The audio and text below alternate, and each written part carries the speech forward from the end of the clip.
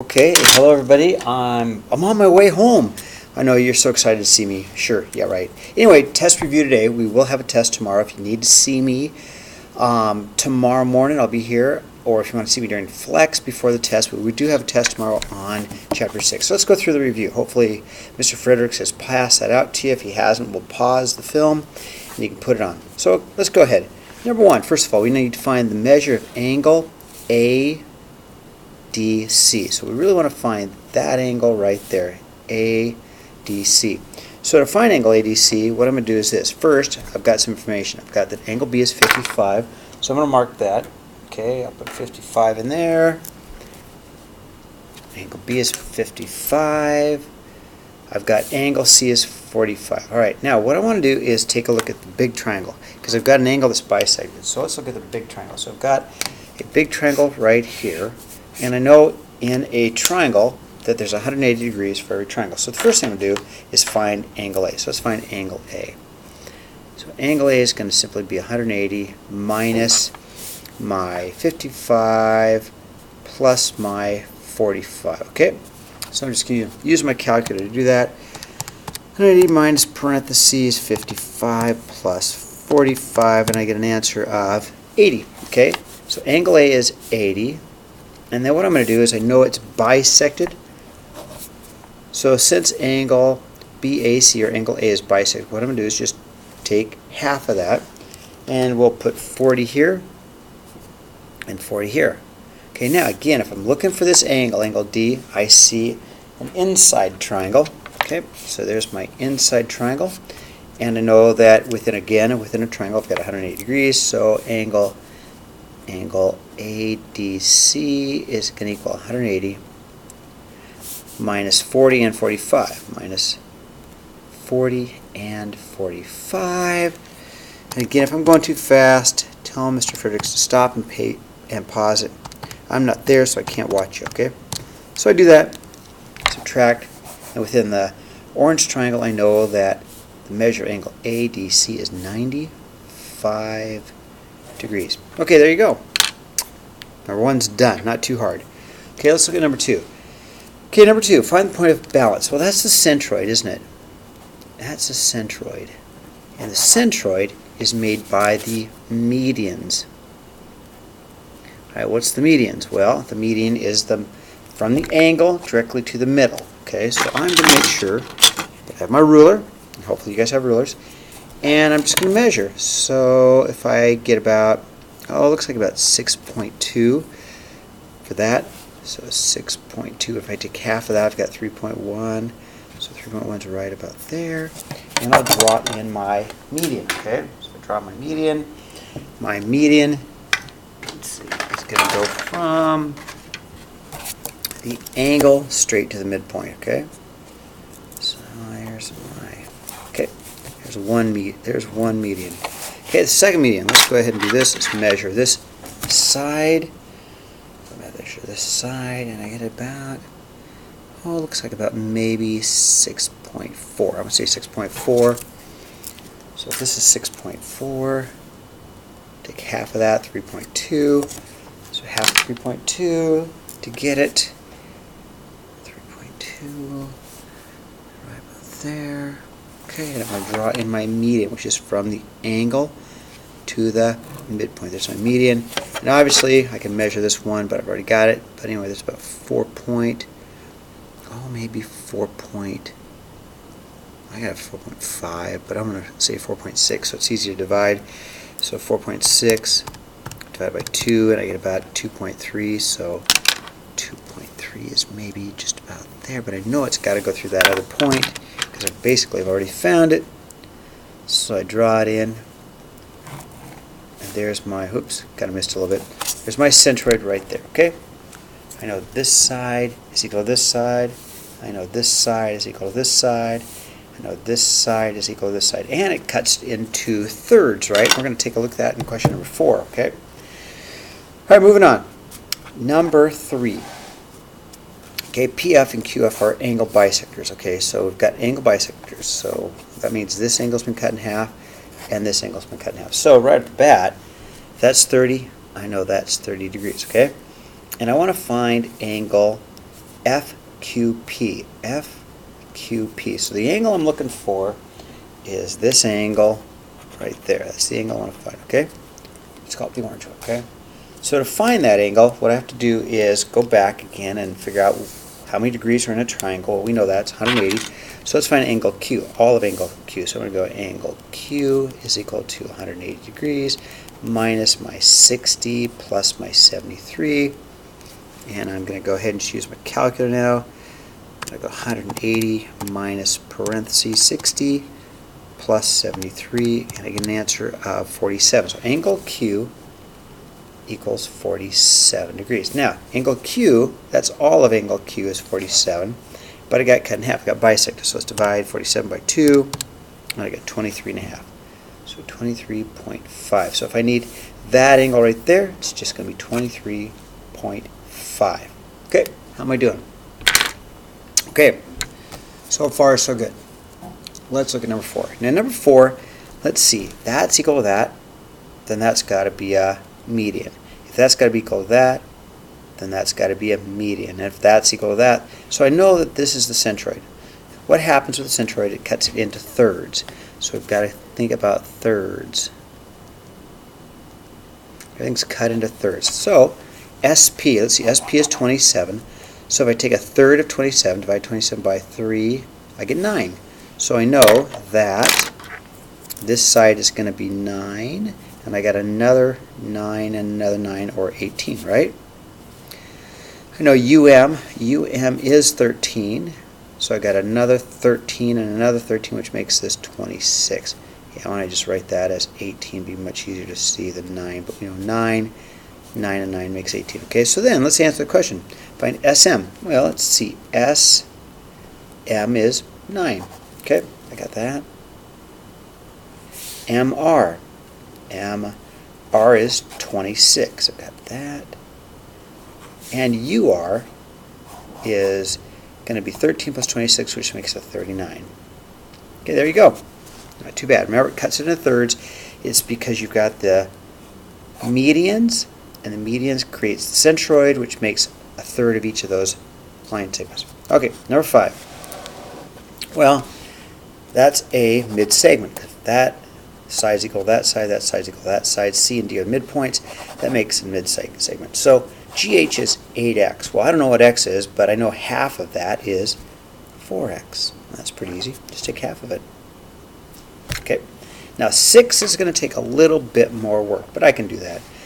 Okay, to find 6, what I want to do is this. I know that SR is half of CB. So to make them equal, to make this side equal to this, I'd have to make this twice as big.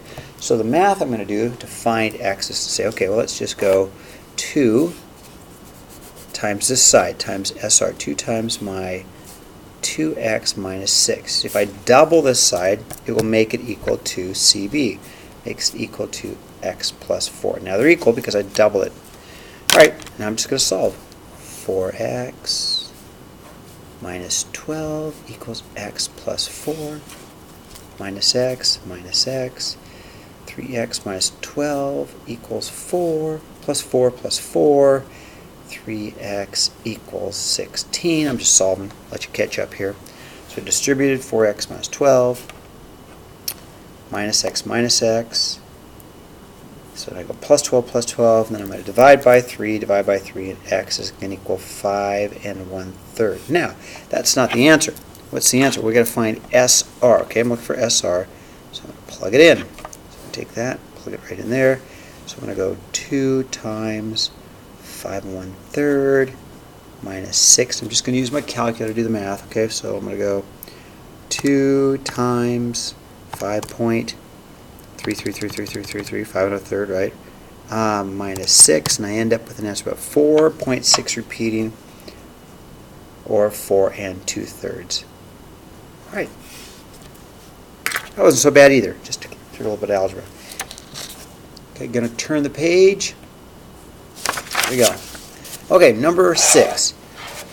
Let's see, is there a triangle? Well, right off the bat, I can see a problem with 6, and that is I know that 4 plus 5 is going to make 9. And there's no way, if you even drew it, but 4 plus 5 has to be greater than 13. And even I tried to draw it, if this was 13, and this side was 4, and this side was 5, they'd never connect. You couldn't make a triangle. So no, it does not exist. 4 and 5 would not connect to make 13. Okay, look at 7. Again, I don't think this is going to work. Because if this side's 11, if I just draw a picture, right, this side's 11, and then 4, and then 6 wouldn't quite connect. So 4 plus 6, is that greater than 11? No, it doesn't work. Can't make a triangle out of that one either. All right, number 7. All right, I'm going to graph it. Take out a piece of graph paper here, and I'm going to go ahead and draw in my x, my y-axis. Let's see here, what do I got? So I'm going to go -2, 3, call that A. 5, -1, 1, 2, 3, 4, 5, -1, there's B. And C is at 1, 1, 2, 3, 4, 5, 6, 7, 8. Okay, and that's my triangle ABC. Okay, go ahead and just draw that in.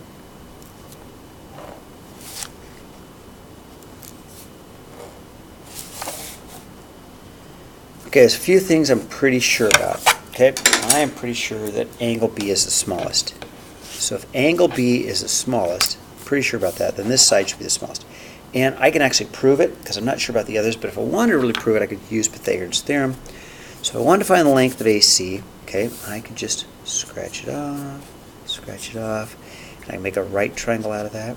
And I know that it's got to be 1, 2, 3, 4, 5. 1, 2, 3. So to find AC, it's equal to this A squared plus B squared equals C squared, or the square root of 5 squared plus 3 squared, right? And just A squared plus B squared equals C squared, which would be the square root of 25 plus 9, which is the square root of 34, okay? I don't need to find the decimal. I can if I want to. Now, I'm not sure about AB or AC, so again, one of the techniques we can do is find the length of AB by using Pythagoras' theorem. Okay, so here we go. Again, that's 1, 2, 3, 4. 1, 2, 3, 4, 5, 6, 7. And so if I want to find that length, I'm going to go, all right, to find AB, I'm just going to use Pythagoras' theorem. Square root of, let's see, I'm going to go and do my 4 squared plus 7 squared, 16 plus 49. I don't know what 16 plus 49. Now you might want to just guess on this, but I'm going to show you exactly how I can tell. Square root of 55. 65, sorry, square root of 65, which is bigger than that. So I do know that angle C, because that's that side, is bigger than angle A. So I'm going to put these down. So this side is the square root of 34. This side has a length of the square root of 65. And finally, if I want to find the other length, again, just to prove it, I can use Pythagoras' theorem. Okay, let's see what I got. I got a 1, 2, 3, 4, and a 1, 2, 3, 4, 5, 6, 7, 8, 9. So if I want to find AC, it's going to be the square root of, let's see, I'm going to have a 4 squared plus a 9 squared. I'm just using Pythagoras' theorem to figure out what these are. So I can say AC is equal to, let's see, 16 plus 81. 16 plus 81 equals square root of 97. Okay, that's obviously bigger than all the rest. So here's what I know. I already knew it. And you guys say, Mr. Davies, why'd you do all this work? Well, sometimes you can't tell. Why did I do all this work to find out the lengths? Well, I did it because sometimes you can't tell. And you never know. Tomorrow you might not be able to tell. So here's what I know. That this is the smallest side, therefore angle B. I know it. I proved it. I know then that angle B is the smallest angle. So from least to greatest, I'm going to say angle B. Then I'm going to say, well, let's see, this side, AB is smaller than AC, so I'm going to say then angle C. I know you can say, I can just see that, Mr. Davies. Anyway, you might not be able to see it tomorrow. And then finally, that's the longest side, so angle A is your biggest angle. Okay, there it is. All right. So I proved the lengths of the sides. Once I got the lengths of the sides, I can prove which angle is bigger. Okay, whisk this away. All right, we're almost done. Number 8. So here's what I know. These two sides are equal. This is basically the hinge theorem. These two sides are equal. And this side's equal to itself. So the question is, what do we know about these two sides? What do we know about SV and TU? Well, if this angle here, which is 40 degrees, is bigger than this angle here at 35, then I know SV is greater than TU. I know this side's bigger than this side because this angle is bigger than this angle. So it's like they call it the hinge theorem. This one's opened up more, so I can say that SV is greater than TU. Okay, good enough. All right, here comes the only tricky one, but it's not going to be tricky for us because we're smart, okay? All right, again, I forgot to say that side's equal to that side. Will you please mark that? These two sides are equal, and I know, of course, that's equal to itself. So it's a hinge theorem. Here's what I know. I know that this angle is bigger than this angle. In fact, let's label this. Let's label this as angle A. That'll just help me in angle B. It's just going to help me, okay? So here's what I know. Angle A is less than angle B. I know that. I'm going to do my work right above it because I have room. So I'm going to say that angle A has to be less than angle B. I know that because if this side's 10 and this side's 12, then angle A is less than B. But angle A is also less than 25. It has to be because if angle B is 25, angle A is less than 25. So we're going to say 2x minus 1 is less than 25 degrees. So I have to write an inequality. So there's my inequality, okay? Let's solve it. Plus 1 plus 1. 2x is less than 26. Divide by 2, x is less than 13. Okay, so think about it. If x were, say, 12. Say x were 12, that's less than 13. Let's think about it. 2 times 12 is 24, minus 1 is 23. Boom, 8 is less than 25. Okay, all of those answers are going to work. However, there's more to this problem. There is more. There has to be more because we also know this angle A can't be 0. If angle A is 0 degrees, it's not an angle. So the second part we're going to say is this. Angle A must be greater than 0. Has to. Because if angle A equals 0, it doesn't exist. So let's put this together. So we're going to say that 2x minus 1 has to be greater than 0. And let's solve. Plus 1 plus 1. 2x is greater than 1. Divide by 2, x must be greater than 1/2. Okay? In order for this angle to not be 0 degrees, it's got to be bigger than 1/2. So what I have is two things, two inequalities. I've got to say x has got to be less than 13, but x is greater than 1/2. So I could write it, if I wanted to, as a single statement, 1/2 less than x less than 13. All right, I will be back tomorrow. You can finish up the film. And then we're going to have a test tomorrow and finish up Chapter 6. So if you need to see me, come see me in the morning or at Flex.